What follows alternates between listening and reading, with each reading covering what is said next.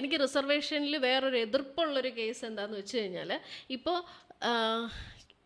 Reservation കിട്ടി government ജോലി work ചെയ്യാണ്. ഇപ്പം നമ്മുടെ കൂടെ പഠിച്ചവർക്ക് തന്നെ അങ്ങനെ ഒരു കേസസ് ഞാൻ കണ്ടിട്ടുണ്ട്. എൻ്റെ കൂടെ കോമ്പറ്റേറ്റീവ് എക്സാമിന് പഠിച്ചവർ അങ്ങനെയുള്ള കേസസ് ഞാൻ കണ്ടിട്ടുണ്ട്.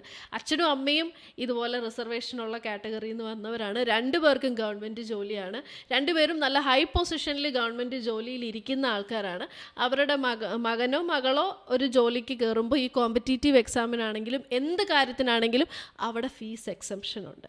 അവർക്ക് ഫീസ് എക്സംഷൻ്റെ ആവശ്യമില്ല. കാരണം രണ്ടുപേരും ഹൈ പൊസിഷൻഡ് ഗവൺമെൻറ് ജോബിൽ ഇരിക്കുന്ന ആൾക്കാരാണ്. അതേസമയം ഒരു നേരത്തെ ആഹാരമില്ലാതെ അല്ലെങ്കിൽ ഒരു നേരത്തെ ഫീസ് കൊടുക്കാൻ കടം മേടിച്ച് കഴിഞ്ഞവരും നമ്മുടെ അതേ കൂട്ടത്തിലുണ്ടായിരുന്നു. പക്ഷെ അവർക്ക് ഫീസ് എക്സംഷൻ ഇല്ല. നമ്മൾ 20,000 രൂപ എടുക്കുന്നുണ്ടെങ്കിൽ 20,000 രൂപ തന്നെ കൊടുത്ത് പഠിക്കണം. ഇവർക്കൊരു 20,000 രൂപ എടുക്കുക എന്ന് പറയുന്നത് നിസ്സാര കാര്യമല്ല.